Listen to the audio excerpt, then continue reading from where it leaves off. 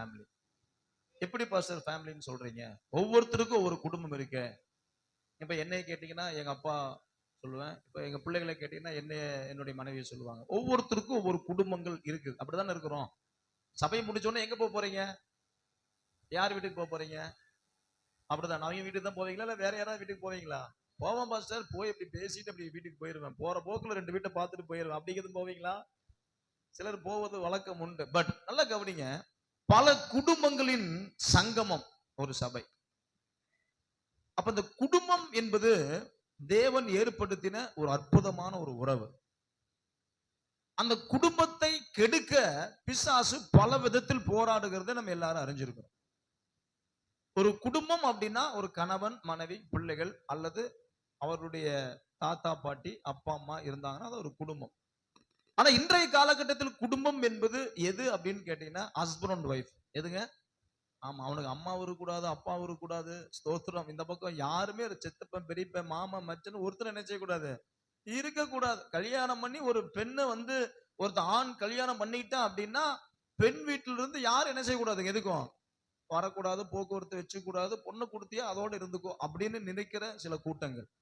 ஆனால் வேதத்தின் பிரகாரமாய் நீங்கள் கவனித்து பார்ப்பீர்கள் என்று சொன்னால் தேவன் குடும்பத்தை முக்கியப்படுத்துகிறார். குடும்பங்கள் சேர்ந்ததுதான் சபை. அந்த கூட்டு குடும்பங்களின் அந்த குடும்பங்களினுடைய அங்கத்தினர்கள் இன்னைக்கு 57 குடும்பங்கள் நம்ம சொல்றோமே, இந்த 57 குடும்பங்களினுடைய சங்கமம் தான் ஒரு சர்ச் as a ஃபேமிலியா நம்ம இருக்கிறோம். இப்ப நீங்க நல்லா கவனிங்க, இந்த சபை ஆசீர்வதிக்கப்பட முடியாதபடி, இன்னும் சொல்ல போனா நம்முடைய குடும்பங்கள் தேவனுடைய ஆசீர்வாதத்தை தக்க வைத்துக் கொள்ள முடியாதபடி பல விதத்தில் பிசாசானவன் போராடி கொண்டிருக்கிறதை நாம் அனுதின வாழ்க்கையில் நாம் அனுபவித்துக் கொண்டிருக்கிறோம். சிலர் அந்த பாதைகளில் கடந்து வந்து கொண்டிருக்கிறீர்கள், சிலர் அந்த பாதைகளின் வழியாய் போய் கொண்டிருக்கிறீர்கள், சிலர் அந்த பாதைகளை முடித்து வேறொரு பிரச்சனைக்கு நேராக நீங்க போயிருக்கிறீங்க. நீங்க நல்லா கவனிச்சு பார்த்தீங்கன்னா ஒரு குடும்பம் சமாதானமா இருக்க வேண்டுமானால் அந்த குடும்பத்தை நடத்துகிற தலைவர்கள் அதற்கேற்ற பாத்திரவான்களா இருக்கணும். குடும்பத்தை நடத்த தலைவர் யாருங்க? யாருங்க? நீங்களே சொல்லுங்க பாஸ்டர் அப்படிங்கிறீங்க. யாரதான் நடத்தணும்? குடும்பத்தினுடைய தலைவர் யாருங்க? ஆண்கள் பயந்துக்கிறாங்க, நானுன்னு சொன்னா வீட்டுல போனா திட்டுவாங்களே. பெண்கள் யோசிக்கிறாங்க, நான் தான் பாஸ்டர், அது வெளிப்படையா என்னைக்குமே நான் சொன்னது கிடையாது, என் பார்வையிலேயே என் வீட்டுக்காருக்கு எல்லாமே தெரியும். அல்லேலூயா. யோசிக்கிறீங்க. ஒரு குடும்பத்தை நடத்துவது ஆண்.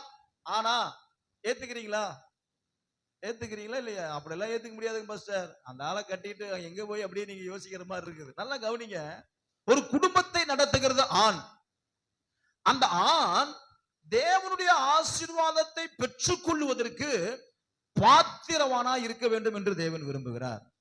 இது அந்த குடும்பத்தில் இருக்கிற ஆண் பெண் இருவரும் அல்லது கணவன் மனைவி இருவரும், மாறாக ஒரு தாய் தகப்பன் மேல் விழுந்த ஒரு மிகப்பெரிய ஒரு உத்தரவாதம்.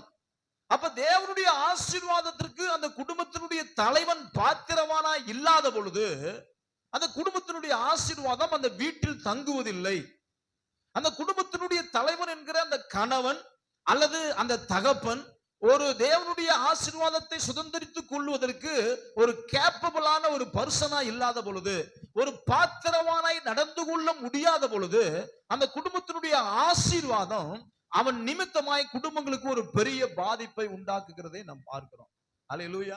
இன்றைக்கு அப்படி எந்தெந்த காரியத்தினால நம்முடைய ஆசீர்வாதங்கள் தடைபட்டு போயிருக்கிறது? 8 மாதங்கள் முடிஞ்சிருச்சு.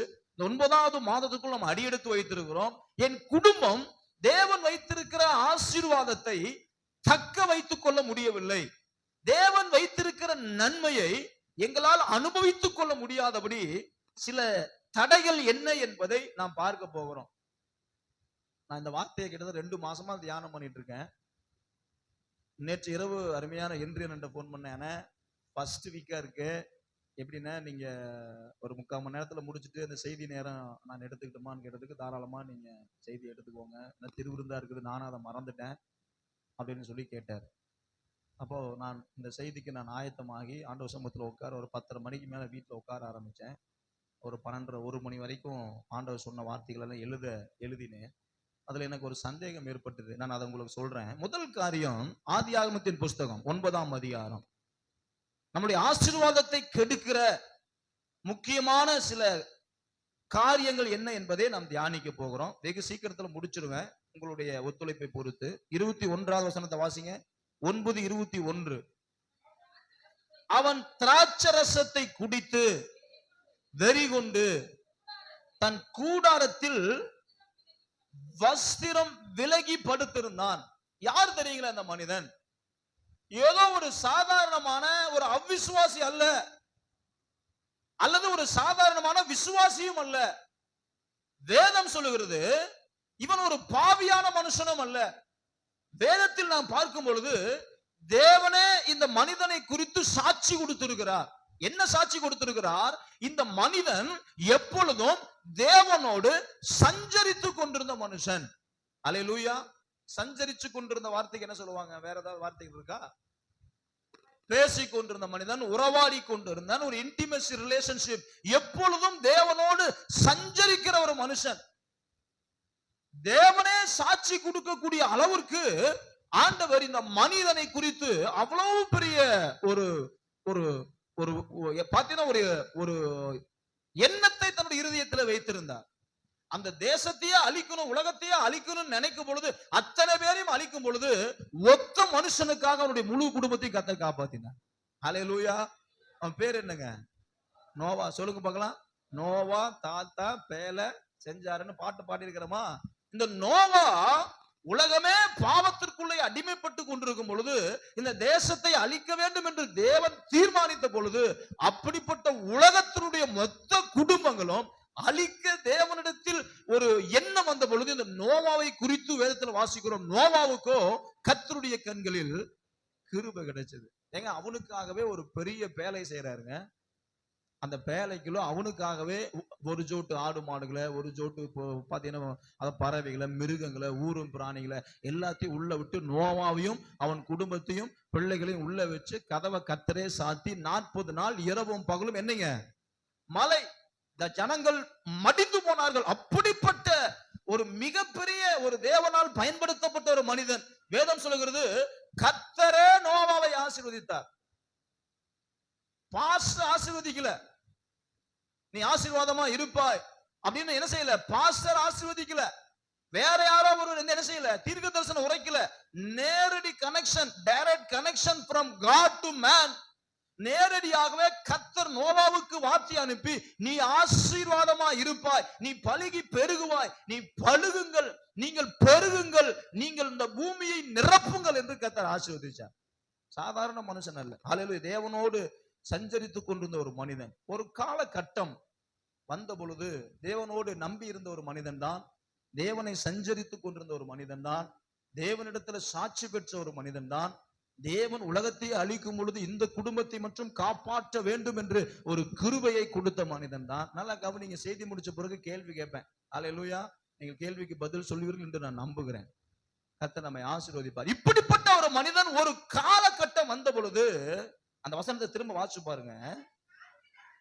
அவன் திராட்சரசத்தை குடித்து வெறி கொண்டு தன் கூடாரத்தில் வஸ்திரம் விலகி படுத்திருந்தான். எங்க ஒரு குடும்பத்தினுடைய ஆசீர்வாதத்தை, அந்த குடும்பத்தினுடைய ஆசீர்வாதத்தை கெடுக்கக்கூடிய ஒரு சூழ்நிலைக்கு காரணமான ஒரு மனிதனாய் மாறி போனான். அவனுடைய முடிவு மிக பரிதாபமான ஒரு முடிவாய் இருந்தது. கர்த்தரோடு சஞ்சரித்துக் கொண்டிருந்த ஒரு மனிதன் தான்,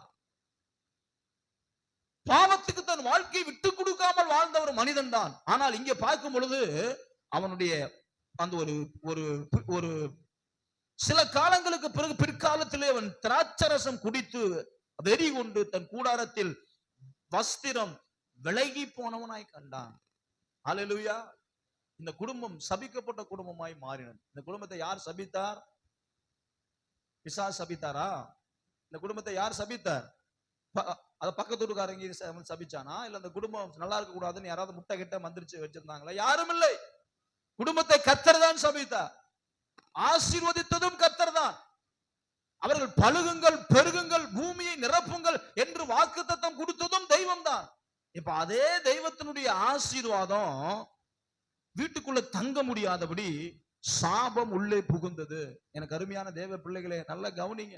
இன்னைக்கு நிறைய உபதேசங்கள் இன்றைக்கு தேசங்கள்ல, பட்டணங்கள்ல நம்மளுடைய நமக்கு பக்கத்துல இருக்கிற எத்தனையோ ஆலயங்கள்ல ஆசீர்வாதமான அருமையான பாச சொன்னது போல ஆசீர்வாதமான செய்திகளை நாம் நிறைய கேட்டுக்கொண்டிருக்கிறோம்.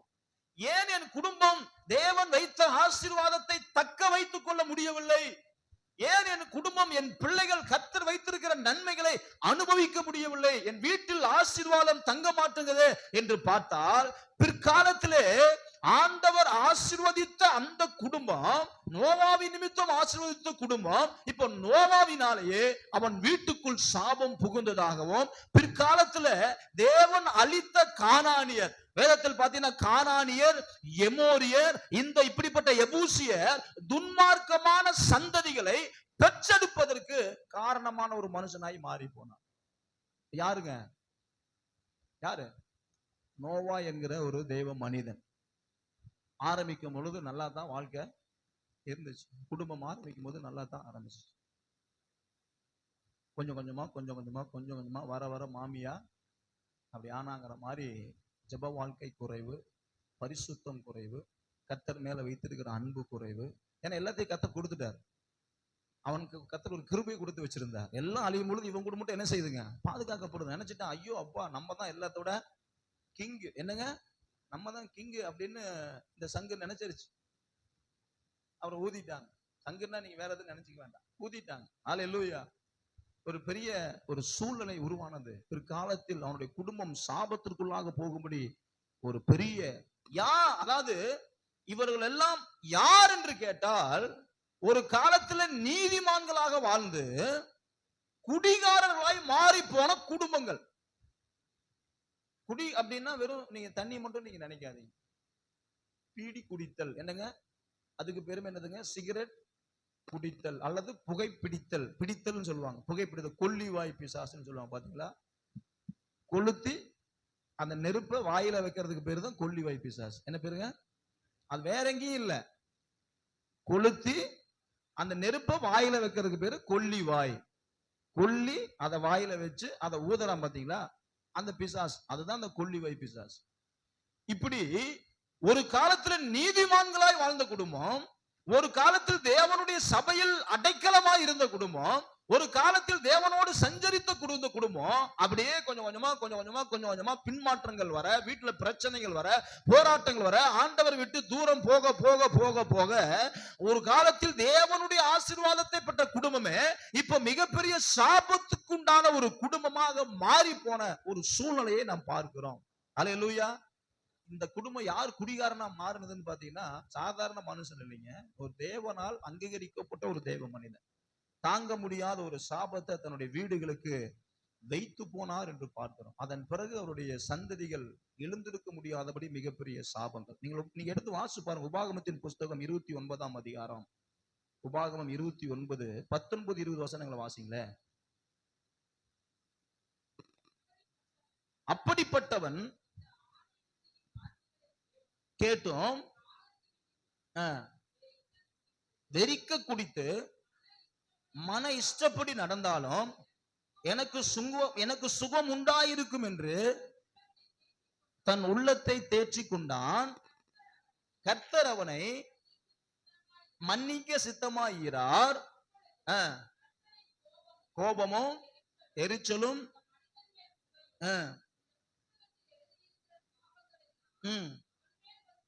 தங்கும். நல்லா கவனிங்க. ஒரு குடி வெறியினால் தேவனுடைய ஆசீர்வாதத்தை வீட்டுக்குள் சம்பாதிக்க முடியாதபடி அவனுடைய பிள்ளைகளும் அவனுடைய சந்ததிகளும் சாபம் மிகுந்த சந்ததியாய் மாறி போனது. கர்த்தரால் அந்த குடும்பத்தை என்ன செய்ய முடியல? ஆசீர்வதிக்கவே முடியல. நான் இதை ஜெபம் பண்ணிட்டு இந்த வசனத்தை எடுத்துட்டு இருக்கும் பொழுது நான் திடீர்னு எங்க அம்மாவுக்கு நான் ஒரு 10:30 மணிக்கு போன் பண்ணி, அம்மா அப்பா எப்படி இறந்தாரு அப்படின்னு. எங்க அம்மாவுக்கு என்ன சொல்றதுன்னே தெரியல. திடீர்னு என்ன அப்பா நினைப்பு வந்துருச்சாடா அப்படின்னு கேட்டாங்க. எனக்கு அவருடைய முகம் ஞாபகத்துக்கு இல்லை. வீட்டில் எந்த போட்டோவும் கிடையாது. நான் ஒரு நேற்று இரவு ஒரு 10:30 மணிக்கு என் தாயாருக்கு நான் போன் பண்ணேன். நான் எங்க அப்பா பத்தி பேசினாலே எங்க அம்மா ரொம்ப இமோஷனல் ஆயிடுவாங்க. அப்ப அவங்க சொன்னாங்க, அப்பாவுக்கு கெட்ட பழக்கமெல்லாம் ஒன்றும் இல்லை, பீடி நிறைய குடிப்பாரு. அதுக்கு பிறகு அவர் சிகரெட்டை தான் குடிக்க ஆரம்பிச்சாரு. பாக்கெட்டா வாங்கி சிகரெட் குடிப்பாரு. அதனுடைய விளைவு தான் அவர் சீக்கிரத்தை மறித்து போனார். இப்ப இந்த வசனத்தை யோசிச்சு ஜெபம் பண்ணும் பொழுது, என் குடும்பத்துல ஏன் ஆண்டவரே சாபம்? என் குடும்பத்துல ஏன் இவ்வளவு பெரிய பிரச்சனை?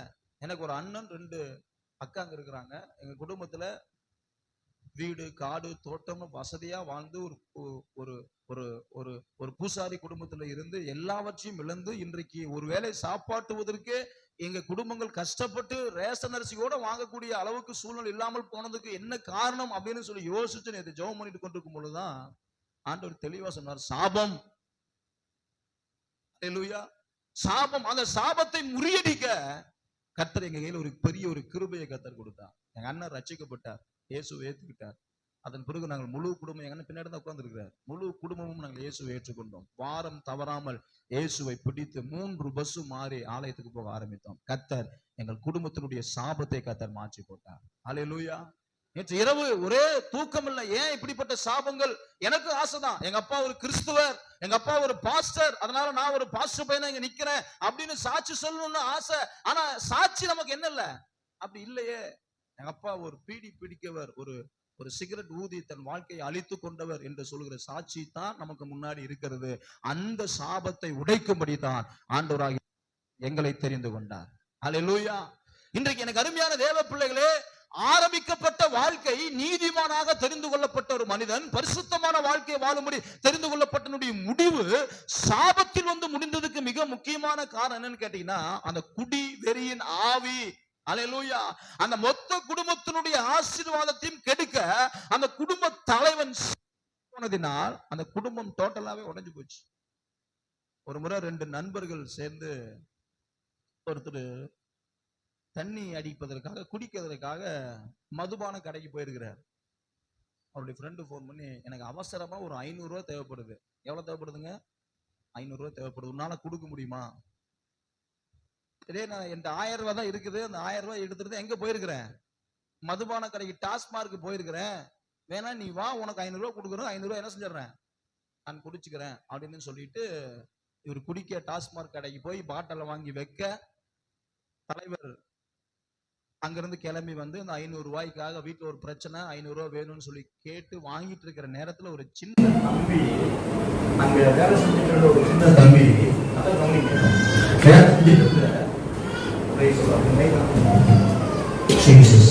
வேலை செஞ்சுட்டு இருந்த அந்த சின்ன தம்பியை பார்த்தோன்னே இந்த 2 பேருக்கும் மனசு ரொம்ப கஷ்டமா போச்சு. நீ எல்லாம் இந்த இடத்துக்கு வரக்கூடாது. யாருங்க? குடிக்க வந்த ஒருவர் அந்த சின்ன அந்த மதுபான கடையில வேலை செஞ்சது ஒரு சின்ன தம்பியை பார்த்து, நீ எல்லாம் இந்த இடத்துக்கு என்ன செய்யக்கூடாது, நீ வரக்கூடாதுப்பா, நீங்க எல்லாம் வேலை செய்யக்கூடாது, நீ எல்லாம் போயிடு, நீங்க எல்லாம் எடுக்கக்கூடாது அப்படின்னு சொல்லி சொன்னாங்க. அந்த தம்பி சொன்னா, சார் நீங்க இந்த இடத்துக்கு வரக்கூடாது சார். யாருங்க?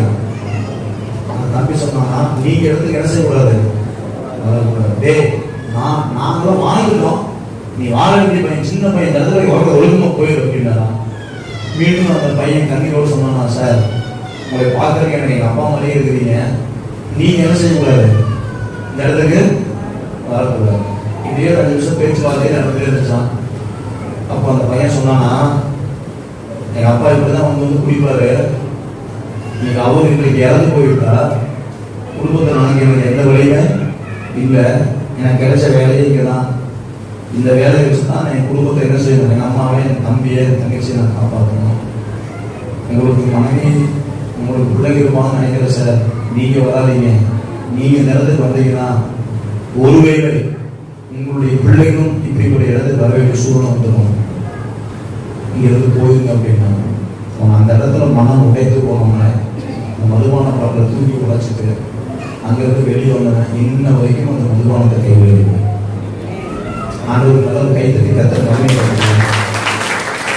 அருமையான தேவனுடைய பிள்ளைகளே, நம்ம வாழ்கிற காலகட்டம் இதோட முடிஞ்சிருச்சுன்னு நினைச்சு நம்ம வாழ்ந்துட்டு இருக்கிறோம். உங்கள் பிள்ளைகளுக்கும் உங்கள் குடும்பங்களுக்கும் சாபத்தை சேர்த்து வைக்காதீர்கள். நீதிமான் தாயா, நீதிமான் தான். நான் எப்படி ஜெபம் பண்ணுவோம் தெரியுமா? அநேகருடைய சாட்சிகள் வீடுகளுக்கு போனா அவமானமா இருக்கு, சபை மக்களுடைய சாட்சிகள். நான் எப்படி ஜெபம் பண்ண தெரியுமா பாஸ்டர்? ரைட். இன்னைக்கு பிரசன்னுடைய நிலைமை என்ன சார் உங்க லைஃப்? இன்னைக்கு உங்க லைஃப் என்ன? ஒரு காலத்துல நல்ல ஜெபம் பண்ணுவேன், ஒரு காலத்துல விடிய வயிறு ரைட். இன்னைக்கு என்ன? இன்னைக்கு உங்க நிலைமை என்ன? முடியல. தேவனோடு கூட ஒரு இன்டிமேசி ரிலேஷன்ஷிப், அருமையான பாஸ்டர் சொன்னாரு, ஒரு உறவு இன்னைக்கு இல்லையே. ஒண்ணுமில்லாத காலத்தில் கர்த்தரை தேடி அந்த தேடுதல் இன்னைக்கு உங்க மனைவி பிள்ளைகளும் கொடுத்து வீட்டை ஆசீர்வாதம் கொடுத்து நீங்க கர்த்தரை தேடுறதுக்கு இன்னைக்கு காலை பிடிச்சி கெஞ்ச வேண்டியதா இருக்கிறவங்க யோசிச்சு பாருங்க. கர்த்தரை தேடுவதற்கு நாங்க தலை குடிச்சு போக வேண்டியதா இருக்குது. ஆண்டவர் பக்கம் உங்களை கொண்டு வருவதற்கு எங்களுடைய சுயத்தை இழக்க வேண்டியதா இருக்குது, எங்களுடைய மானத்தை இழக்க வேண்டியதா இருக்குது, எங்களுடைய பணத்தை இழக்க வேண்டியதா இருக்குது, நேரத்தை இழக்க வேண்டியதா இருக்குது. ஒரு பிச்சைக்காரன் மோசமா உங்க வீட்டுக்கு முன்னாடி வந்து கதவு தட்டி சர்ச்சுக்கு மறக்காம வாங்குற கெஞ்சற நிலவதாயா இன்னைக்கு சர்ச்சில் இருக்கு. யோசிச்சு பாருங்க எப்படிப்பட்ட வாழ்க்கையை வாழ்ந்து கொண்டு இருக்கிறோம். உங்கள் பிள்ளைகளுக்கு சாபத்தை சேர்த்து வைக்கிற ஒரு சூழ்நிலைக்கு சபை போயிடாம பாத்துருங்க. ஏன் வீட்டுக்குள்ள ஆசீர்வாதம் தங்க மாட்டேங்குது எனக்கு தெரியல. ஏன் வீட்டுக்குள்ள நிம்மதியா இருக்க மாட்டேங்குது. ஒரு வாரத்துல ஒரு வாரம் என் குடும்ப சமாதானம் இருக்க முடியல. ஒரு வீக் சம்பாதித்த பணங்கள் ஒரு 15 நாளுக்குள்ள வீட்டுல தங்க மாட்டேங்குது. என் பிள்ளைகளை என் பேச்சை கேட்க மாட்டேங்கிறாங்க பாஸ்டர். எப்படி கேட்பாங்க? குடும்பத்தை நடத்துகிற தலைவன், குடும்பத்தை நடத்துகிற தாய் தகப்பன்மார் நீங்கள் உத்தரவாதம் எடுத்தவர்கள், தேவனுடைய ஆசீர்வாதத்தை பெற்றுக் கொள்ளும்படி உத்தரவாதம் எடுத்தவர்கள் இப்ப எங்க அடிமையா போயிருக்கு கேட்டீங்கன்னா குடிக்கு அடிமையா போயிருக்கு. எதுங்க? குடிக்கும் பீடிக்கும் சிகரெட்டுக்கும் சாபத்தை சேர்த்து வைக்கிற ஒரு சூழ்நிலை. Be careful. சபை அதற்காக ஆண்டவர் பல குடும்பங்களை இணைத்து ஒரு சங்கமாக கொள்வார்கள். இரண்டாவது ஒரு காரியத்தை நீ வாசிப்பாங்க. யோசுவாவின் புஸ்தகம் 7ஆம் அதிகாரம் 11ஆம் வசனத்தை வாசிப்பாருங்க. யோசுவா 7:11. இஸ்ரவேலர் பாவம் செய்தார்கள், நான் அவர்களுக்கு கட்டளையிட்ட என் உடன்படிக்கையை மீறினார்கள், சாபத்தீடானதில் எடுத்துக்கொண்டதும் களவு செய்ததும் வஞ்சித்ததும் தங்கள் பண்டபாடிகளுக்குள்ளே வைப்பதும் உண்டு.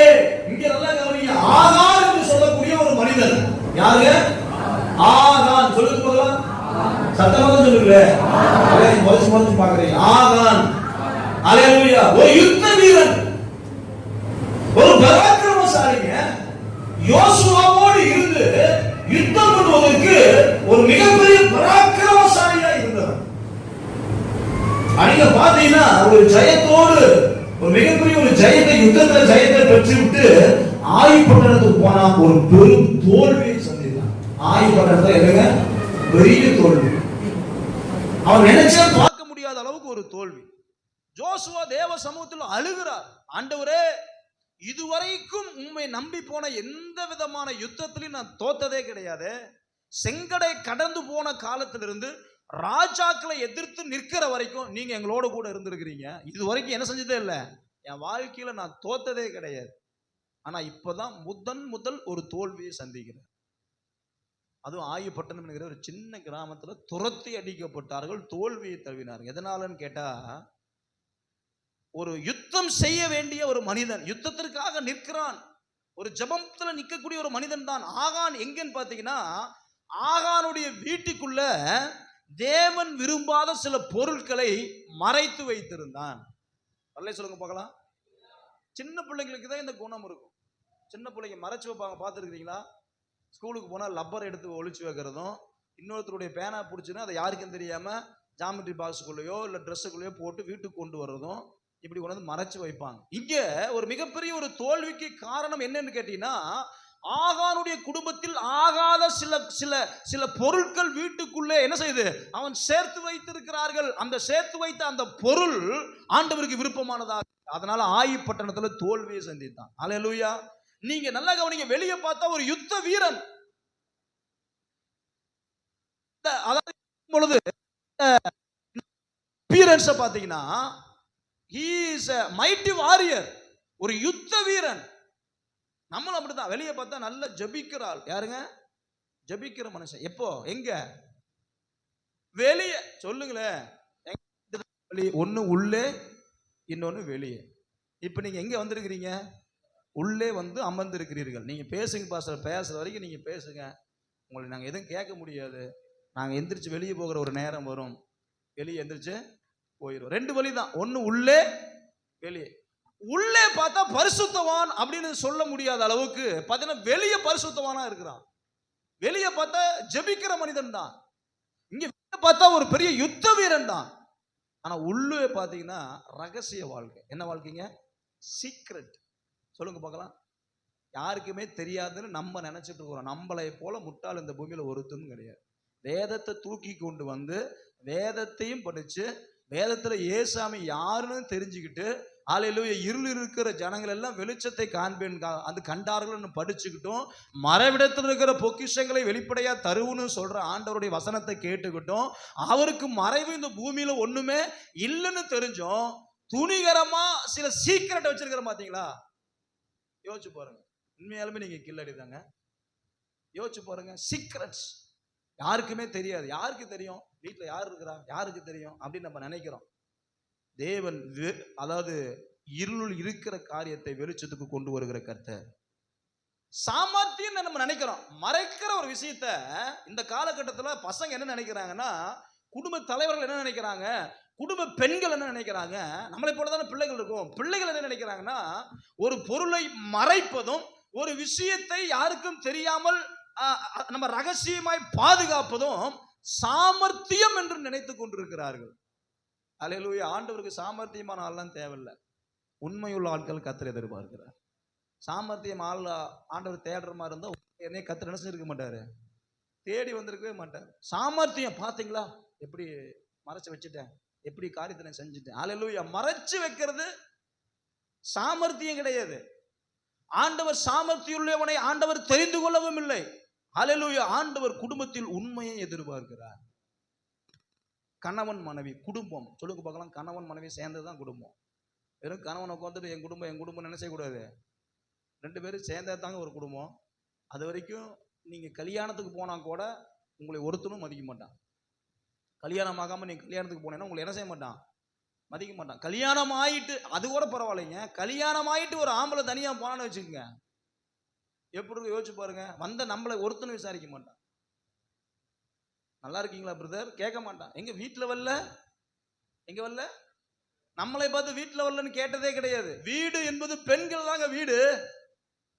எங்க வீட்டுல வரல, அதை ஏங்க இந்த நேரத்தில் ஞாபகப்படுத்துறதுக்கு அப்படின்னு மனசுல வச்சுக்கிட்டு, இல்லைங்க வீட்டுல வேலை இருக்குதுங்க, வீட்டுல சிஸ்டருக்கு உடம்பு வலி, ஸ்டொமக் பெயின், வீட்டுல வேலை, பிள்ளைகளை பாத்துக்கிறாங்க, சமாளிச்சு ஒருத்தர் சமாளிக்கலாங்க, 2 பேர்த்துல சமாளிக்கலாம். கேட்க பாக்குறவெல்லாம் நம்மளை கேட்கறான், என்னென்ன வீட்டுல வரல, வீட்டுல வரல, நான் வந்திருக்கிறேன், நீ வீடே இல்லை அப்படின்னு அவனுக்கு தெரியுது. அதனால அவனால வெளிப்படைய என்ன செய்ய முடியல, சொல்ல முடியல. வீட்டுல வரலீங்க, இல்லைங்க வரலீங்க. ஒரு காலகட்டத்தில் நம்மளே என்னடாது ஏன்டா அந்த கல்யாணத்துக்கு வந்தோம் அப்படிங்கிற ஒரு சூழ்நிலை. குடும்பம் தேவ பிள்ளைகளே ரொம்ப கவனமா கவனிங்க. குடும்பம் தேவன் வைத்திருக்கிற ஆசீர்வாதத்தை நம்மால் சோத்திரம் அதை பெற்றுக்கொள்ள முடியாதபடி, தக்க வைத்துக் கொள்ள முடியாதபடி இன்றைக்கு அநேக நேரங்களில் குடும்பங்கள் மிகவும் நாம் சீரழிக்கப்பட்ட ஒரு சூழ்நிலையில் நாம் இருந்து கொண்டிருக்கிறோம். எபேசியர் 5ஆம் அதிகாரம் 12வது வசனத்தை வாசிச்சு பாருங்களேன்.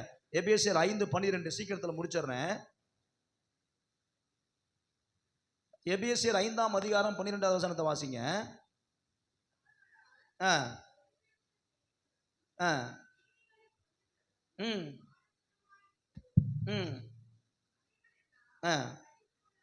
நல்ல கவனிங்க. ஒளிப்பீடத்தில் வைக்கப்படுகிறதும் நம்ம நினைக்கிறோம் அந்தரங்கத்தில் நம்மளை யார் பார்க்க முடியும் அப்படின்னு நினைக்கிறோம். ஆனா யாருமே பார்க்கக்கூடாத ஒரு காரியத்தை என் தெய்வத்தினுடைய கண்கள் பார்த்து கொண்டு இருக்கிறது என்பதை நீங்கள் ஒரு நாளும் மறந்துடக்கூடாது. யாக்கோபு தன்னுடைய மாமனார் வீட்டில், லாபான் வீட்டில் 20 இயர்ஸ் வேலை செஞ்சான். யாராவது மாமனார் வீட்டில் போய் வேலை செய்ய முடியுமா? He is a gentleman. ஹல்லேலூயா. மாமனார் வீட்டில் போய் இருக்கிறதே வந்து சிரமம். ஆனா அதையும் தாண்டி தன்னுடைய வாழ்க்கையை அத்தனையும் ஒடுக்கிட்டு அந்த குடும்பத்திற்காகவே தன் வாழ்க்கையை அர்ப்பணித்தான். 20 இயர்ஸ், ஒரு நாள் 2 நாள் இல்லைங்க, அந்த முழு குடும்பத்தையும் தன் குடும்பமாக பொறுப்படுத்து 20 இயர்ஸ் வாழ்ந்தான். 20 இயர்ஸ்ல is a cute guy. Cute guy அப்படின்னா 4 பேர்த்த கல்யாணம் பண்ணிட்டாங்க. எத்தனை பேர்த்த? ஒரே வீட்டில் அக்கா தங்கச்சியை கல்யாணம் பண்ணான். இவங்க 2 பேரும் பழைய கில்லாடிங்க. என்ன கில்லாடின்னு கேட்டீங்கன்னா, அப்படியே குழந்தைகள் பிச்சை எடுத்துட்டு இருக்கிற நேரத்தில் லேயாள், அப்புறம் இன்னொருத்த யாருங்க, ராகேல். லேயாள் தன்னுடைய வேலைக்காரியை கொடுத்து ஒரு குழந்தையை பெற்று எடுத்துட்டான். இல்லை சந்தோஷமா இருந்தது நம்மால் தான். இதை பார்த்த தங்கச்சி யாருங்க, ராகேல், அவளுடைய வேலைக்காரியும் யார்கிட்ட கொடுத்து, தன்னுடைய கணவனாட்ட கொடுத்து 4 மனைவி. தலைவர் enjoy the happy, no heart attack. சந்தோஷமா தான் இருந்த. 20 நீங்க பாத்தீங்கன்னா கிட்டத்தட்ட 20 வருஷத்துல 12 ஆண் பிள்ளைகளை பெற்றெடுத்தான், ஒரே ஒரு பெண் பிள்ளைகள். 20 வருஷத்துக்கு பிறகு யாக்கோபுக்கு ஒரு எண்ணம் வருது, ஒருவேளை என் மாமனார் என்னை இது வரைக்கும் எல்லாம் ஆடையும் ஆடையும் பார்த்துக்கிட்டு வச்சிருந்து என்னைக்காவது ஒரு நாள் என்றிருந்து எல்லாத்தையும் எடுத்துக்குவாரோ அப்படின்னு பயந்து வீட்டில இருந்து நைட்டோட நைட்டா தன்னுடைய 4 மனைவிகளையும் எல்லாத்தையும் கூட்டிட்டு அப்படியே யாருக்கும் தெரியாம போயிடலான்னு ஓடி வர்ற நேரத்துல இந்த ராகேல் இருக்கா பாருங்க, ராகேல் வீட்டுல இருந்து ஒரு விக்கிரகத்தினுடைய சிலையை யாருக்கும் தெரியாம எடுத்து ஒளிச்சு வச்சுட்டு கிளம்பிட்டா. 3 நாளா மாமனார் தேடுறாரு மருமகனை, எங்கடா ஆளை காணா, எல்லாம் பிள்ளைகளையும் கூட்டிட்டு போயிட்டானே, ஆடு மாடுகளை கூட்டிட்டு போயிட்டானு தூக்கிட்டு வந்து பார்த்தா கண்டுபிடிச்சிட்டாரு. 3ஆவது நாள் கண்டுபிடிச்சிட்டு, ஏயா நீ தான் போன, வீட்டுல இருந்து உன்னை திருடிட்டு போயிட்டியே அப்படின்னு சொன்னா, அப்படியெல்லாம் கிடையாது, அப்படி யாராவது நீங்க சொன்னீங்கன்னா அந்த ஆள் இங்க நிக்கிற யாராவது உங்க வீட்டுல இருந்து பொருள் எதை எடுத்துட்டு வந்திருந்தா அந்த ஆள் உங்களுக்கு அடிமைன்னு சொல்லிட்டான். தேடி தேடி பார்த்தா யார்கிட்டயுமே இல்லை. இப்ப ராகேல் பயங்கர கிரிமினல். அல்லேலூயா. யாருங்க? ராகேல் பயங்கரமான அதாவது சாமர்த்தியசாலி. அவன் என்ன பண்ணிட்டா, அந்த சாணம் போடுற அந்த இடத்துல போய் கீழே உட்காந்துக்கிட்டு, எனக்கு இப்போ வயிற்று வலியா இருக்குது, அந்த வழிபாட்டு நேரமா இருக்கிறதுனால என்னால் என்ன செய்ய முடியாது, எந்திரிக்க முடியாது, மற்றதெல்லாம் செக் பண்ணிக்கணும் அப்படியே எல்லாத்தையும் காமிக்கிற, கீழே போட்டு அந்த சிலை மேல உட்காந்துட்டா தலைவி சிங்கக்குட்டி. பார்த்தா அப்பாவாலையும் கண்டுபிடிக்க முடியல, யாருமே கண்டுபிடிக்க முடியல. ஒருத்தர் கண்டுபிடிச்சிட்டார். யாருங்க? என் தெய்வம் கண்டுபிடித்து விட்டார். அப்பாவுடைய கண்ணுக்கு தெரியலீங்க, அந்த சிலை தெரியல. புருஷனுடைய கண்ணுக்கு அது கிடைக்கல. யாரு தேடியும் கிடைக்காத ஒரு சிலை கர்த்தருடைய கண்ணுங்களுக்கு மாட்டு அது பட்டுருச்சு. அதனுடைய விளைவு என்ன தெரியுங்களாச்சே? நீங்க நல்லா கவனிக்க. அவங்க புறப்பட்டு கானானுக்குள்ள போகும் பொழுது அத்தனை பேரும் கானானுக்குள்ள போனானே, ராகேல் கானானுக்குள்ள போனாலா? வேதம் சொல்லுகிறது ராகேல் சாமர்த்தியம் உள்ளவள் தான். உலக பார்வையில நல்லா சம்பாதிக்கிற பாஸ்டர், நல்லா பயங்கர புத்திசாலி. என்னங்க? என்ன புத்திசாலி? பயங்கர புத்திசாலி. சாமர்த்தியமா குடும்பத்தை நடத்துறா. எப்படி நடத்துறாலாமா? அங்கேயும் இங்கேயும் புரட்டி புரட்டி லொட்டு லோசுக்கு, அந்த குழு அந்த லோனு இந்த லோனு, அதை வாங்கி இங்க வாங்கி அங்க ரொட்டேஷன், அப்படியே சாமர்த்தியத்தினால குடும்பத்தை நடத்துறா. கானானுக்குள்ள போக முடியலீங்க. வேதம் சொல்லுகிறது அவள் அங்கேயே செத்து போயிட்டாலாமா. என்ன செஞ்சிட்டாலாமா? ஹஸ்பண்ட் அண்ட் ஒய்ஃப் எத்தனை விஷயத்தை மறைக்கிறோம் யோசிச்சு பாருங்க. மறைவு, ரகசியம். ஃபர்ஸ்ட் மறைக்கலன்னா குடும்பம் நடத்த முடியாது பாஸ்டர், உங்களுக்கு தெரியாது. அநேக சொல்றீங்க மறைவு, ஹஸ்பண்ட் அண்ட் ஒய்ஃபுக்குள்ளேயே மறைவுங்க. நீங்க யோசிச்சு பாருங்க, கானானுக்குள்ளேயே போக முடியாத பொழுது கர்த்தருடைய சமூகத்துக்கு போக முடியுமா? போக முடியுமாமா? போக முடியாது. சபை அடிச்சு பக்குவப்படுத்தி நம்மளை உடைச்சு உருவாக்கி, பட்டறைக்கு போயிருக்கிறீங்களா? வெல்டிங் பட்டறைக்கு போயிருக்கிறீங்களா? இங்கெல்லாம் டேமேஜ் இருக்குது, அதெல்லாம் நீங்க நெருப்பை நல்லா காய்ச்சணும். சும்மா கூட பற்ற வச்சுன்னா என்ன செய்யாது, பத்தாது. பாபுரதர் கேளு, நல்லா சூடு பண்ணணும். சூடு பண்ணி வெல்டிங் பட்டறையில் எந்த இடத்த இணைக்கணும்னு நினைச்சா அந்த இடத்துல அப்படியே சத்தம் வரும், நெருப்பு கண்ணுக்கு வரும். கருப்பு கண்ணாடி போடணும், கலைஞர் ஆட்டம். இதெல்லாம் போட்டு பக்குவப்படுத்தினா தான் உடைஞ்சு போய் இருக்கிற அந்த வெல்டிங்கினுடைய கம்பி என்ன செய்யும், ஒட்டும்.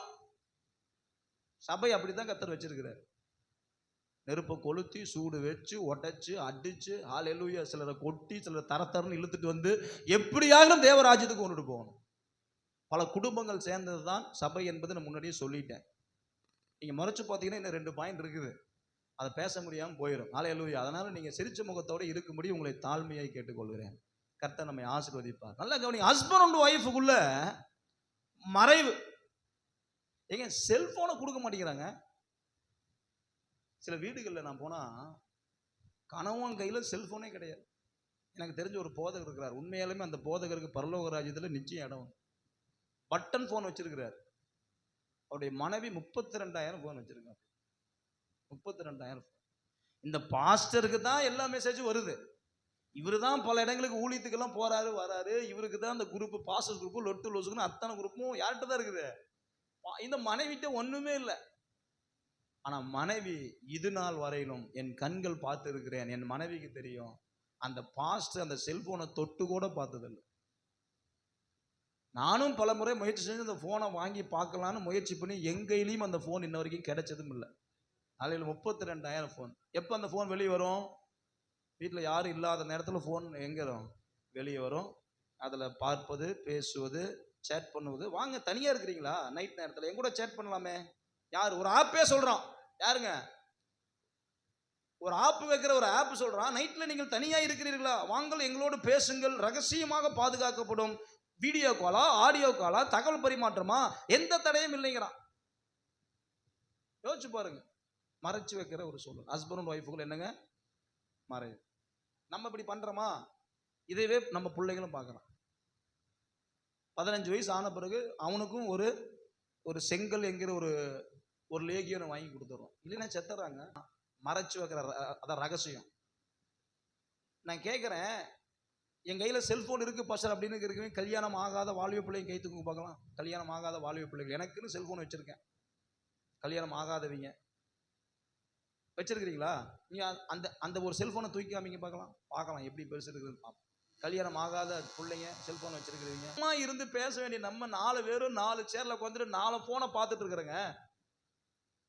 அந்த ஒளித்து வைக்கக்கூடிய ஒரு சூழ்நிலை. அப்படி இருக்கிற குடும்பம் பரலோகத்துக்கு போக முடியாது. ரெண்டாவது, பரலோகத்துக்கு போறது ஒரு பக்கம் விடுங்க, தேவன் இந்த பூமியில் வைத்திருக்கிற ஆசீர்வாதமான ஒரு குடும்பத்தை நம்மளால உருவாக்க முடியாதபடி நம்ம பிள்ளைகளுக்கு நம் சாபத்தை ஏற்படுத்தி விட்டு போகிறோம்.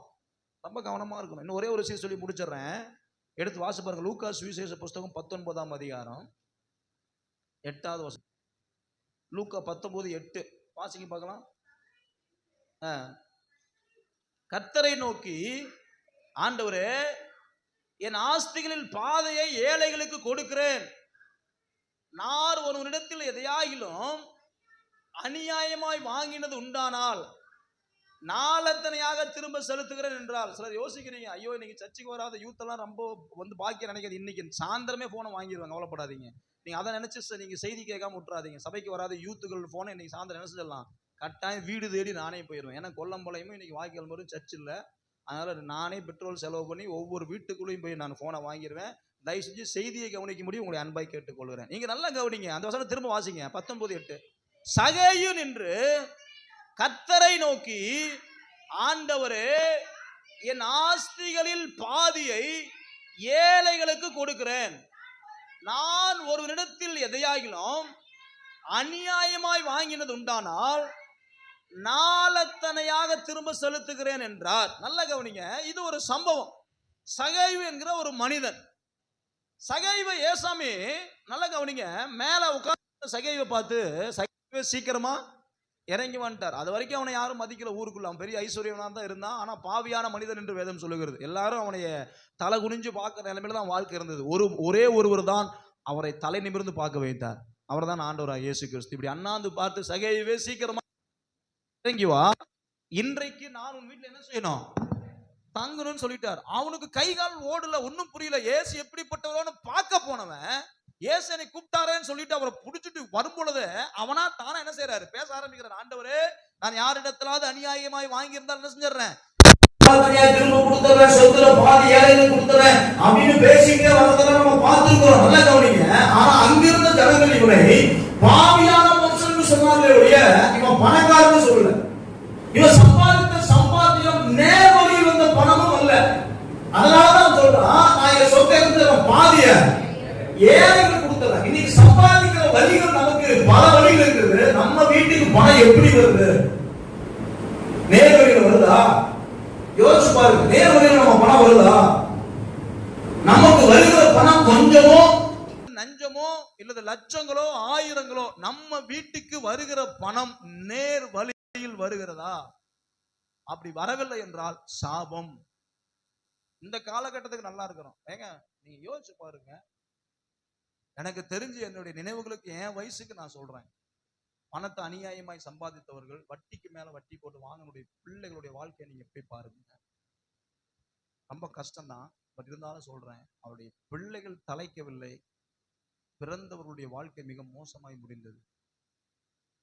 அவருடைய மரணம் சடுதியில் ஏற்பட்டிருக்கிற எத்தனையோ குடும்பங்களை நான் பார்த்தேன். நம்ம வீட்டுக்கு பணம் வந்தோன்னா அப்படியே வாங்கி அப்படியே சிரிச்சுக்கிட்டு வாங்கி வீட்டுக்கார மனைவி வாங்கி என்ன செய்யக்கூடாது, பீரோக்குள்ள போட்டு ஊட்டி வைக்கிற. பணம் எங்கிருந்து வந்துச்சுன்னு கேட்டு பழகுங்க. பணம் வந்துச்சு, எங்கிருந்து வந்துச்சு, நல்ல வழியில வந்துச்சா, சம்பாதித்த பணம் தான் வந்துச்சா, இல்ல வேற யாராவது சோதரம் நம்ம சாமர்த்தியம் நினைச்சு புத்திசாலித்தனம் நினைச்சு ஏதாவது குறுக்குறியில பணம் வந்துச்சான்னு யோசிச்சு பாருங்க. இங்க அதைத்தான் வேதம் சொல்லுகிறது. இங்க கர்த்தருடைய சமாதானம் பெருசா இருக்கணுங்க. உங்க வீட்டுக்குள்ள அதாவது நீங்க சம்பாதிக்கிற பணத்தை விட தேவனுடைய கரம் உங்களோட இருக்கணும். யாபேஸ் அப்படித்தான் ஜெபம் பண்ணார். ஆண்டவரே என்னை ஆசீர்வதியும், என் எல்லைகளை என்ன செய்யும் பெரிதாக, உம்முடைய கரம் என்னோடு இருக்கணும். இந்த ஆசீர்வாதத்தினால தீங்கு என்ன செய்யக்கூடாது, என்னை துக்கப்படுத்த கூடாது என்று வேண்டிக் கொண்டான். புத்திசாலி வேண்டிக் கொண்டான். அவன் வேண்டிக் கொண்டதை கர்த்தர் அருளினார். அல்லேலூயா. இன்னைக்கு நம்ம வீட்டுக்குள்ள வருகிற வருமானங்கள் நியாயமானதா? நம்மளுடைய வீடுகளுக்கு வருகிற செல்வங்கள் நியாயமானதா? யாரையாவது நம்ம ஏமாத்தி இருக்கிறோமா? யாரிடத்திலாவது நாம் வஞ்சனையான காரியத்தை பேசி தனக்குண்டான ஆதாயத்தை ஏற்படுத்திக்கிறோமா? யோசிச்சு பாருங்க. இதெல்லாம் வேதம் சொல்லுகிறது. கர்த்தர் ஏற்படுத்தின குடும்பத்துக்குள் நாம் தலைக்க முடியாதபடி, நம்முடைய குடும்பங்கள் ஆசீர்வாதத்துக்கு நேராக தக்க வைத்துக் கொள்ள முடியாதபடி, நம் பிள்ளைகளுக்கு நாம் சேர்த்து வைக்கிற ஒரு மிகப்பெரிய ஒரு சாபமாக இருக்கிறது. அல்லேலூயா, அல்லேலூயா. நல்லா கவனிங்க. கடன் வாங்கி அந்த கடன் வாங்கினதுனால எத்தனையோ குடும்பங்கள் இன்னைக்கு அருமையான யார சொன்னாங்க, பிரதர் சொன்னார், அருமையான பா சொன்னார். அந்த தினத்தந்தி பேப்பர்ல விபத்தினால மரித்தவர்களுடைய செய்தி அனுதினமும் வருகிறது. அதே அந்த பேப்பர்ல கடன் பிரச்சனையினால் தூக்கு போட்டு கணவன் மனைவி மரித்து போனால் கேள்விப்பட்டிருக்கிறீங்களா? எந்த நண்பனும் கடனுக்காக மரித்து போனதாக நம்ம செய்தியை நம்ம பார்க்கவே முடியாது. இன்னைக்கு நண்பர்களுக்காக ஓடுறோம். ஃப்ரெண்ட்ஸ், அப்பா அம்மா கூட முக்கியம் இல்லை, என்ன செய்யறோம், ஃப்ரெண்ட்ஸுங்களுக்காக ஓடுறோம். ஆனா ஒரு கடன் பட்டு ஒரு தகப்பனோ ஒரு தாயோ தலை குனிஞ்சு நின்னானா அந்த பெற்றோர்கள் 2 பேரும் தூக்கு மாதிரி என்ன செஞ்சிடறான், செச்சிடறான். அதாவது ஒரு மருந்து குடிச்சு செத்து போற கணவன் மனைவி 2 பேரும் மரித்து போகிறார்கள். கடன் பிரச்சனை தாங்க முடியாமல் நமக்காக கடைசி வரைக்கும் வருகிற ஒரு உத்தமமான ஒரு உறவு மனைவிதான். நம்புறீங்களா? நம்புறீங்களா? மனைவிதான்.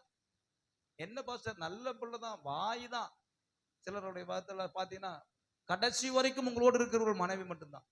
யோசிச்சு பாருங்க. இந்த மனைவியை இன்னைக்கு பேரம் பேசணும். கல்யாணம் பண்ற பிள்ளைகளை எச்சரிக்கையா இருங்க. எவ்வளவு கொடுப்பீங்க? இன்னைக்கு பெந்தகோஸ்தே பாஸ்டர்ஸ்கள் இந்த திருமணத்தை முடித்து வைக்கிறதுக்குன்னு ஈரோட்டில் ஒரு குரூப் கிளம்பி இருக்குதுங்க. பெண் வீட்டுல 5000, மாப்பிள்ளை வீட்டுல 5000. விசாரிக்கிறது இல்லை, எதையும் கேட்கறது இல்லை, கல்யாணம் பண்ணி வச்சிடறான். அது ஒரு பக்கம் இருக்கட்டும். இன்னொரு பக்கம் நல்லா கவனிச்சு பாருங்க. எவ்வளவு கொடுப்பீங்க? பெண்டிகாசல் பாஸ்டர் பேசுறாரு.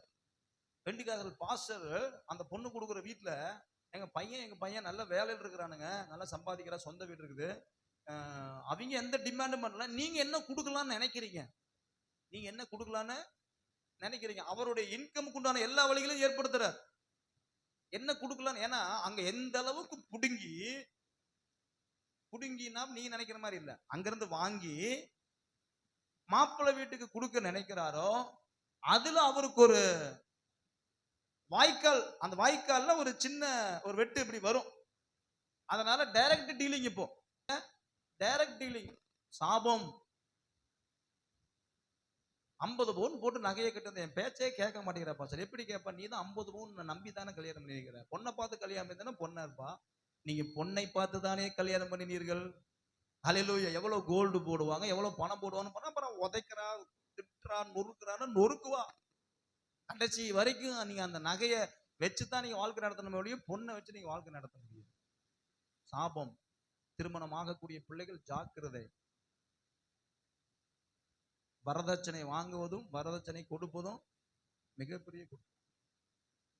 நான் வரதட்சணை கேட்டதும் கிடையாது. என் மனைவி இருக்கிறாப்புல, என் பிள்ளைகளுக்கு நான் கொடுக்க போறதும் கிடையாது. அதே சொல்ல மாட்டீங்களா? பயங்கர உஷாராகிறாரா பாஸ்டர், 3 பிள்ளைகளை வச்சிருக்கிறாரு, இப்பயே எல்லாம் முடிவு பண்ணிட்டாரு, ஒன்னும் கொடுக்க மாட்டேன்னு முடிவு பண்ணிட்டாருன்னு யோசிக்காதீங்க.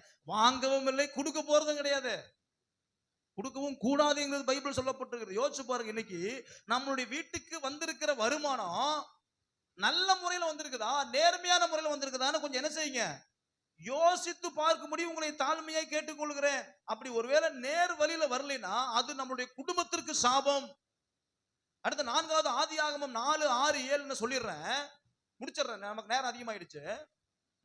முதலில் ஆபேலும் காயினும் தேவ சமூகத்துல பலி செலுத்தும்படி வருகிறார்கள். ஆண்டவர் யாருடைய பலி ஏத்துக்கிட்டாரு? ஆபேலுடைய காணிக்கைகளை கர்த்தர் ஏற்றுக்கொண்டார். காயினுடைய காணிக்கை என்ன செய்யல. ஆனா காயினுக்கு ஒரு சிறப்பு என்ன தெரியுங்களா? இந்த பூமியில் உருவாக்கப்பட்ட மனிதன் மூலியமாய் பிறந்த முதல் பையனே அவன் தான். முதல் மகன் இந்த பூமியில ஒரு ஆணுக்கும் பெண்ணுக்கும் பிறந்த first born baby boy யாருதான்? Coin தான். அவனுக்கு தான் வீட்டுல முதல் மரியாதை. அவனுக்கு தான் வீட்டுல ரெட்டத்தனையான ஆசீர்வாதம் அந்த ஒரு பழைய ஏற்பாட்டின் காலத்தில். ஆனா காயினுடைய காணிக்கைகளை, காயினுடைய பலிகளை கர்த்தர் என்ன செய்யல? ஏற்றுக்கொள்ளவில்லை. வேதம் சொல்லுகிறது எரிச்சல். 4:6 வாசிச்சு பாருங்க. அப்பொழுது கர்த்தர் உனக்கு ஏன் எரிச்சல் உண்டானது? ஏன் உன் முகநாடி வேறுபட்டது? நீ நன்மை செய்தால் மேன்மை இல்லையோ? நீ நன்மை செய்யாதிருந்தால் பாவம் வாசற்படியில் படுத்திருக்கும். அவன் ஆசை உன்னை பட்சிக்கும், நீ அவனை ஆண்டு கொள்வாய் என்றார். எரிச்சல் மிகப்பெரிய ஒரு சாபம். எரிஞ்சு எரிஞ்சு விழுகுறது. என்னங்க, நம்ம பாக்குற பார்வையில ஆப்போசிட் இருக்கிற ஆள் காலி, அவ்வளவுதான். பார்த்த பார்வையில எரிச்சல். ஐயோ என்னங்க அவர் அப்படி பாக்குறாரு, ஐயோ என்ன அந்த சிஸ்டம் அப்படி பாக்குறாங்க, பாக்குற பார்வை எப்படி இருக்குது, ஐயோ பயமா. அந்த கண்ணு வன் கண்ணுங்க, கண் என்ன கண்ணு? வன் கண். அந்த கண்ணுல உளுந்தா அவ்வளவுதாங்க, அந்த குடும்பம் தலைக்க முடியாது. எரிச்சல். 4வது, அந்த பலி செலுத்த போகிற இடத்துல ஏங்க எரிச்சல் ஒரு வகையான பிசாசு தெரியுமா உங்களுக்கு?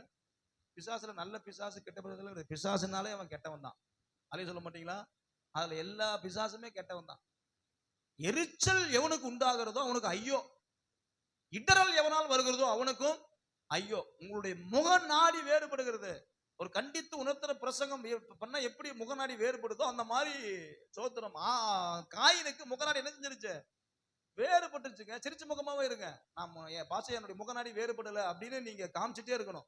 உங்களுடைய முகநாடி வேறுபட்டுச்சுன்னு ஒருவேளை என்னை தான் பாக்குறாங்களோன்னு எல்லாம் நினைச்சுக்குவாங்க. சிரித்த முகத்தோடு இருங்கள், கர்த்தர் உங்களை ஆசீர்வதிப்பார். எரிச்சல். எரிச்சல் உள்ளவர்கள் வீட்டுக்கு சாபத்தை ஏற்படுத்தி வைக்கிறார்கள். 4 காரியத்தை நான் சொல்லி நான் முடிக்கிறேன். முதல் காரியம், குடும்ப தலைவன் மிக கவனமா இருக்கணும். ஏன்னா அந்த குடும்பத்தினுடைய ஆசீர்வாதத்துக்கு கர்த்தர் பாத்திரவானாய் வச்சிருக்கிறார். நீங்க எடுக்கிற முடிவு மிக கவனமா இருக்கணும். தன்னிச்சையா இருக்கக்கூடாது. வெறுங்கரண்டி, அடிக்கடி சொல்லுவேன், வெறுங்கரண்டி வச்சிருக்கிற என்ன செய்வான்? இப்படி வேணாலும் ஆட்டுவான். அவனுக்கு பிரச்சனை. ஏன்னா உள்ள என்ன இல்லை, ஒண்ணுமே இல்லை. எப்படி வேணாலும் என்ன செய்யலாம்? ஆட்டலாம். ஆனா உங்க கையில எண்ணெயை கர்த்தர் கொடுத்துருக்கிறாரு. இது எப்படி வேணாலும் ஆட்ட முடியுமா? தண்ணி இருக்குது, ஆட்டுனா கீழே விழுந்துரும். அப்ப நான் தான் துடைக்கணும். நீ எல்லாரும் வேடிக்கை பார்த்துட்டு இருப்பீங்க. கர்த்தர் நல்லவர். அல்லேலூயா. கையில எண்ணெய் வைத்திருக்கிறவர்கள் கொஞ்சம் பார்த்து என்ன செய்யணும்? ஒரு இந்த பக்கம் சாச்சா கீழே விழுகுமா, இந்த பக்கம் சாச்சா விழுந்துருமான்னு ஹஸ்பண்ட் ஒய்ஃப் 2 பேரும் ஒரு விஷயத்தை பேசி தீர்மானம் பண்ணி அது கர்த்தருக்கு பிரியமாங்கிறத நம்பி நீங்க ஒரு குடும்பத்தை நடத்துங்க. உங்கள் குடும்பம் கர்த்தரால் ஆசீர்வதிக்கப்படும். அல்லேலூயா. 2வது, மறைச்சு வைக்கிற பழக்கத்தை இன்னையிலிருந்து விட்டுருணும். என்ன செஞ்சிடணும்? உங்களுடைய போன்லயே, ஆண்களுடைய போன்லயே சீக்ரெட் லாக் மேல் போடவே போடாதீங்க. எங்க உங்க மனைவிக்கு தெரியாத போன் என்னங்க போனு? சார் அவளுக்கு மட்டும்தான் தெரியக்கூடாது அப்படின்னு நீங்க நினைக்கிறீங்க. என்ன போன்? இன்னைக்கு போயிட்டு மனைவிகளுக்கு ஒரு சுதந்திரத்தை ஆலயத்திலிருந்து நான் கொடுக்குறேன். நீங்க போய் சொல்லிடுற உங்க போனை குடியா. நீங்க போறதுக்குள்ள அழிச்சிருவாங்க. இப்பயே வாங்கிருங்க. சச்சு முடிச்ச உடனே என்ன செஞ்சிருங்க? போறதுல எல்லாத்தையும் டெலிட் பண்ணிடுவாங்க. நீங்க இப்பயே என்ன செஞ்சிருங்க? டக்குன்னு ஏங்க உங்க போனை கொடுங்க, நான் ஒரு 1/2 மணி நேரம் என்ன செய்யறேன் பாக்குறேன், இந்த பாஸ்வேர்டையும் மறக்காம சொல்லுங்க அப்படின்னு சொல்லி இப்பயே போகிறதுக்கு முன்னாடியே வண்டியில வந்தவர்கள் தயவு செஞ்சு கொஞ்சம் சமாதானமா போங்க. இல்லைன்னா நீங்கள் நடந்து போக வேண்டிய சூழ்நிலை ஏற்படும். சில இடங்களுக்கு ஆட்டோ கிடையாது, சில இடங்கள் என்ன கிடையாது? ஆட்டோ கிடையாது. நீங்க நடந்து வீட்டுக்கு போக வேண்டிய சூழ்நிலை ஏற்படும். வீட்டுக்கு போற வரைக்கும் கொஞ்சம் என்ன செய்யுங்க? உங்களுடைய அந்த என்ன சொல்லுவோம், அது வாயின்னு சொன்னா தப்பா போயிடும்.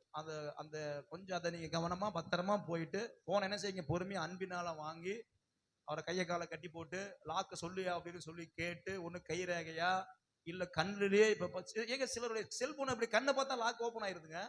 ஆச்சரியமா இருக்கு. இப்படி பாத்தீங்கன்னா கண்ணு ஓப்பன் ஆயிருது. கண்ணுலயே பயங்கரமா பண்றானுங்க. அல்லேலூயா. கண்ணுக்கு அவ்வளவு பவர் இருக்குது. இன்னைக்கு கண்ணை பத்தி பேசிட்டே இருக்கிறோம். ஆண்டவரே நீ டெய்லியும் கண்ணை பண்ணி ஆராதனை கண்ணை, அந்த கண்ணுக்கு அவ்வளவு பவர் இருக்குதுங்க. கண்ணை இப்படி பார்த்து செல்போன் இப்படி வச்சானா ஓப்பன் ஆயிருது லாக்கு. அல்லேலூயா. அப்புறம் அந்த கை ரேகை தூக்கிட்டு இருக்கிற நேரத்துல அந்த கை ரேகை வச்சீங்கன்னா என்ன செஞ்சிருது? லாக் ஓப்பன் ஆயிருது. No secret. இன்னைக்கு ஒரு தீர்மானம் எடுங்க. ஆண்டவரே, என் குடும்பம் தலைப்பதற்காக நீங்க எங்களை இணைச்சிருக்கிறீங்க. நீங்க தற்செயலாய் வந்தவர்கள் அல்ல. ஒருவேளை பிரச்சனைகளோடு சில குடும்பங்கள் இருந்தாலும் உங்களுக்கு நான் ஆண்டவருடைய வார்த்தையை சொல்லுகிறேன், நீங்கள் தற்செயலாய் இணைக்கப்பட்டவர்கள் அல்ல. கர்த்தர் உங்களை இணைத்து இருக்கிறார். உங்களுடைய பிரச்சனைக்கு கர்த்தர் ஒரு முற்றுப்புள்ளி வைப்பார். சீக்கிரட்டான காரியத்தை தூக்கி போடுங்க. பிரச்சனையை நம்மளே தூக்கி என்ன செய்யாதீங்க? சுமக்காதீங்க. அது பிரச்சனை ஒரு ஓரமா இருக்குது. இவ்வளவு பெரிய இதுக்கு என்ன சொல்லுவாங்க? பிஎஸ் பக்கத்துல இருக்கிற ஆம்பு தூக்கி தலை மேல வச்சா எவ்வளவு வெயிட்டா இருக்கும். அது பாட்டுக்கு ஒரு ஓரமா இருக்கட்டும். பிரச்சனை என்ன செய்ய? நீ தூக்கி தலை மேல போடாம இன்றிலிருந்து ஆலயத்தில் இருந்து உங்களுக்கு கட்டளை கொடுக்கப்படுகிறீர்கள். ஒருவருக்கு ஒருவர் செல்போன் பரிமாற்றம் செய்யப்படுவதற்கு அனுமதி கொடுக்கப்படுகிறது. அல்லேலூயா. ஒரு நாள் ஆண்கள் பெண்கள் போனையும், பெண்கள் ஆண்கள் போனையும், பிள்ளைகளுடைய போனை பெற்றோர்களும், பெற்றோருடைய போனை பிள்ளைகளும் நீங்கள் பரிமாற்றம் செய்து கொள்ளும்படி ஏக மனதாக தீர்மானம் நிறைவேற்றப்படுகிறது. இதனால வீட்டுக்குள்ள பிரச்சனை வராமல் பாதுகாத்துக் கொள்ளும்படி உங்களுக்கு முழு ஆணை பரலோகத்திலிருந்து உங்களுக்கு வந்திருக்கிறது. அல்லேலூயா. அதனால இனிமேல் உங்களுக்குள்ள ஒளிவு மறைவுகள் இருக்கக்கூடாது. எப்படி வாங்குறதுன்னே தெரியல பாஸ்டர், கொடுக்கவே மாட்டேங்கிறான். நானும் எங்க வீட்டுக்காரர் தூங்கும் பொழுது கூட எடுத்து பார்த்துட்டேன். நானும் என்னென்ன பண்ணி பார்த்துட்டேன். என்னுடைய பிறந்த நாளை போட்டு பார்த்துட்டேன், அவருடைய பிறந்த நாளை போட்டு பார்த்துட்டேன், எங்களுடைய துக்க நாளா இருக்கிற கல்யாண நாளையும் போட்டு பார்த்துட்டேன். லாக்கே ஓப்பன் ஆக மாட்டேங்குது பாஸ்டர், என்ன செய்யறதுன்னே தெரியல. முயற்சி செய்யுங்கள். முயற்சி திருவினையாக்கும், முற்றின்மை இன்மை புகுத்தி விடும் என்று வள்ளுவன் சொல்லி இருக்கிறார். அல்லேலூயா. அதனால நமக்குள்ள ஒளிவு மறைவு இல்லாமல் வாழ்ந்தீங்கன்னா, இன்றைக்கு வேதத்திலிருந்து நான் சொல்றேன், உங்களுடைய குடும்பம் கர்த்தருடைய ஆசீர்வாதம் உள்ள குடும்பமாக இருக்கும்.